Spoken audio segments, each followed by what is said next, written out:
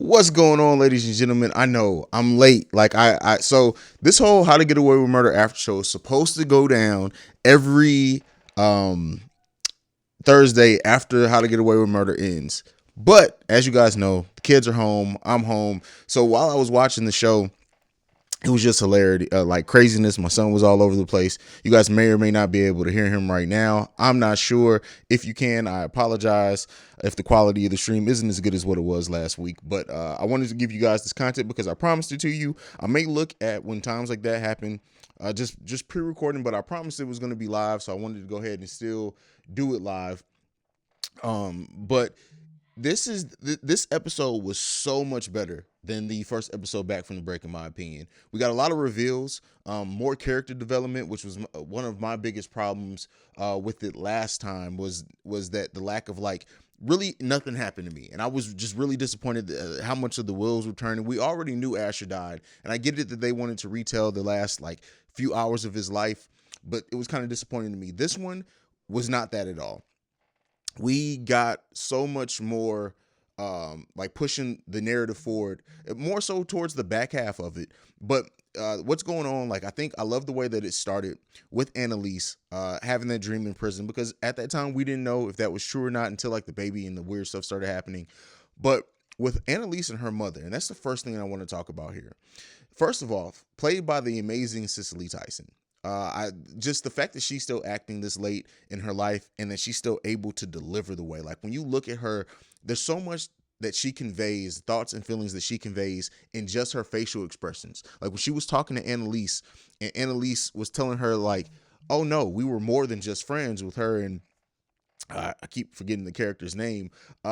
Jean Grey. I still call her Jean. She's always gonna be Jean Grey for me. But and she was like, "We're more than just friends." Like, when you saw her mother, like, thinking back and realizing, and then thinking about all the pain and stuff of Annalise hiding who she was, there was just it was that was a great scene, and it wasn't much dialogue they needed. And then with Tegan coming, and you could see that she's looking at how Annalise and Tegan interact, and she's thinking, "Okay, what is this, like, what is that, is this the same thing? I missed it before." There's just so much. Like, Cicely Tyson is amazing. She's a national treasure that needs to be protected, because I really think that she's just great. And so I love having her on the show. I love that we got so much of her and Annalise and her and Nate, and the disappointment that she had in Nate when she's like, "Oh, you," when she realized that Nate gave them the information on burning down the house, and Cicely Tyson knows, hey, that was really her who burnt down the house. Now you're using it to bury my daughter, and unintentionally, because unintentionally isn't a word, or is it? She just the way that she looked at Nate changed there. And we saw that she disappeared, and Annalise was worried where she was, and she went to Nate, and, she always felt a connection with Nate. And if we go back to that season where Nate showed up at her house, she's always had a liking to Nate. And I think to see how how it's changed, and the relationship between him and Annalise has changed, really bothered her. And she conveyed that very well in her facial acting there. And I think everything that we got here, when we get to Gabriel, and everything with him and Asher and him, like, you see him working through his thoughts of that night and thinking about everything that happened. And the fact that when we get the revelation at the end of the episode that the FBI agent is actually the one who killed Asher, it's like, okay, so it opens the door up now, because we over the course of the show we see Annalise figuring out that the kids turned on her, and then um we even see, like, how they're gonna react to it, like her being hurt by it, like her playing coy, like not flipping out or anything on it. She just knew by their reactions and how uncomfortable they were around her also. But now we get at the end of the show with that revelation that the FBI agent is actually the one who's in the pockets for the Castillos, is the one who killed Asher. Now we can see a path where everyone is going to come back together, and over these next 4 episodes, hopefully they're going to work together to figure out what's going on. And that was a huge thing as well, to, like, see that it is now going to be a us versus them thing. Like the FBI, we don't know who's all in the pockets of the Castillos. Why they would kill Asher is still a question that I think we're going to get answered over this. I think for me, it's kind of fairly obvious. I think that they killed Asher because he had information that could damage not only them but Laurel. I don't think Laurel knew about it. Even though her and Asher, when you really think about it, her and Asher are the ones that really didn't have a personal relationship. I can't even think of many scenes that we had one-on-one with Asher and Laurel. But because he had information that could damage her, could damage the Castillos, that they went ahead and took him out. And they also saw opportunity to use that to get at Annalise. I think what we're looking at here is the FBI agents, or the agents, they're looking to see whatever can stick to Annalise. They're throwing everything at the wall and they're going to see what sticks. And, when they use Sam's murder and like most of the murders that they have, especially that they showed the last season, she didn't have any part of. Like Annalise has always been the one who hasn't murdered anyone. She's always tried to clean up behind people. Not that her hands are completely clean. She's done some dirty stuff, but she hasn't been the one to murder people.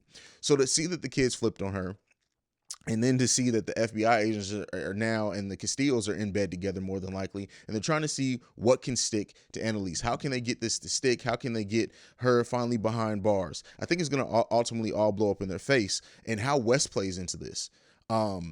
I really think that what we're going to see is that Wes disappeared to help protect himself.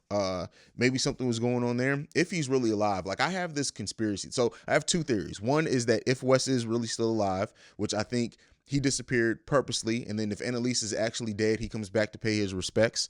Or something comes out there where they find out that he actually didn't die. Maybe he comes forward to help clear her name with that.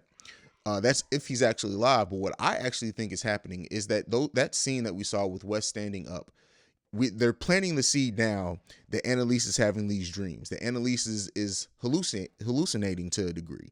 I think what's going to happen with this West scene is her, maybe as she's dying, or maybe as her last thought before everything ends, is her wishing, I would have been the one to die instead of Wes. This is how I wish it would have played out, because I think we're going to see a lot of regret for her overall. But, that's just my thoughts. This episode really, I think, set the stage better. We're going to get so much story in these last 4 episodes when you think about it. We still have to figure out what's going to happen with the FBI in general, Annalise's case, and the writers of this and the producers have already said that they're not going to be able to tie up every string in 4 episodes. So there are going to be some things that are left unfinished. There's been some I haven't seen on any major site, which that may mean it's true or it's not true, but I think that it's going to, like, there's reports that we may get a spinoff without Annalise being in it, because there was some talk of like a pseudo season 7. I don't know if I'm one for that. I would much rather it be like maybe we get a special in like 3 years to show where all the characters are at that point. But it's still a lot of up in air. So is Laura going to actually come back? I haven't read anything or seen anything as far as her being on set. The fact that Laura was completely out of this final season just really sucks, because I think the story would have been a little bit better with her in it, instead of out of it, especially like with Wes potentially coming back. Maybe maybe the last scene we get is we see both of them, or everyone kind of off into their own relationships and their own lives. I don't know. It leaves a lot up in air, but final seasons are always tricky. I've been on record a lot for my overall disappointment in the final season of Power. And overall, I think like just the final seasons in a lot of shows lately just have disappointed me. So I hope this one's better. But yeah, that's it. That was just a quick reaction. Next week I will, barring anything crazy with the kids or anything, I will be on time right after the show airs to go live, hopefully chat with a few of you guys more. But I wanted to bring you this live stream. I'm Hayes for the Film Frequency. Make sure you're checking us out at the Film Bros Pod. You can send us any feedback, questions, comments, concerns, the Film Frequency Pod at gmail.com. Yeah, that's it. Catch you guys later. Peace.